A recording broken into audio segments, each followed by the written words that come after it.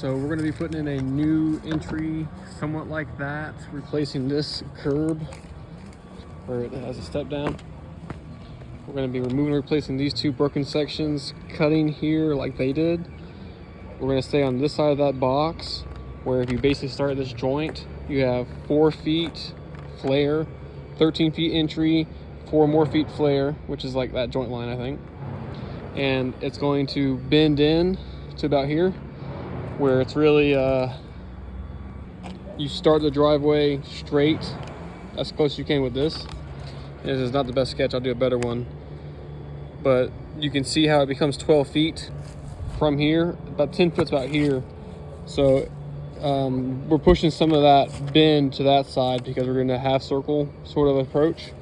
It's going to go straight 12 feet over, ends up being right about where the sidewalk used to be, which we're going to tear out, plus the bricks. And you can see how it goes, that 2 by 5.5, that's the landing, because that 10-foot straightaway is going to come, imagine if there's a little jut out, it might even be like right there. So if it is, just whatever. But here and then over, lined up with that to here. And the idea is to be able to park a car and still park a car here and still be able to use this. That 8 feet 9 inches there, that's that joint to that joint, and then that 6 foot mark is that joint over to where the roots aren't really in the way. You may have to do a bit of a box there and the flare, because you'll see here in a minute with the root, and then you just kind of tie it in where it makes sense. Wherever that 12 foot mark is, and then we're gonna have that flare somewhere in here. We'll just kind of bend into here where you want 8, 9 or greater square before kind of a bend, because you want to have at least the 10-foot travel lane, even though that's only a 6 foot wide, and a flare to help you get over. I'm not worried about like parking a car and getting around it, so they're gonna be able to park 1 car there and 1 car there and still use this feature however which way they want. We're also going to do 2 feet over to this, well, basically back to the steps, which I didn't include in this. 20 feet 7 inches, so that way they can basically step out and go either way without being in the grass and the drop off. There's a pretty big stump right here. Dowel into this whole thing, chip that down the best you can, and just do extra bar here, and even do 1 parallel with the drive. I just don't trust that. You know, I'm not going to be able to get rid of it. It's too big, but we'll work around it and make it, give it still with the rebar. I think it'll last.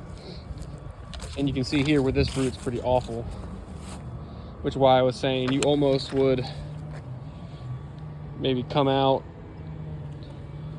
and then snake around it. But that's something that once we start pulling all this gravel back and seeing what we have, we can work with a little bit better.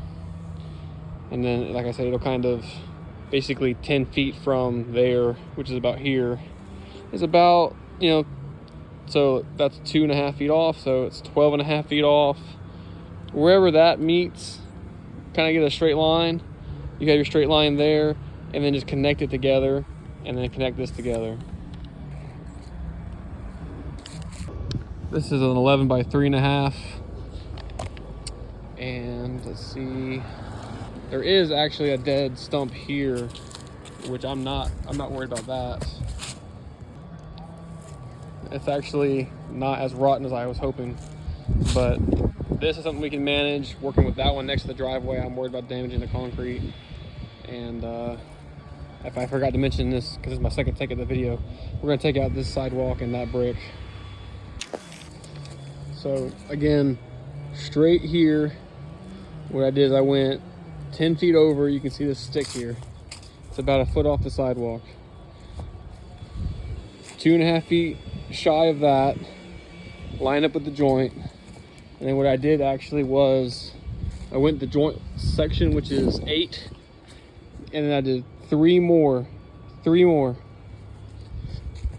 then basically I did a 3 by 10 and it's probably, this curve is gonna be harder on that side, but 3x10 triangle, and then you can see that is where it's gonna bend in, and you're gonna do basically an arc triangle here, which is basically a 10 by 18 triangle. That should allow them to pull in here and park, but then still be able to use this and get out, plus park there more comfortably.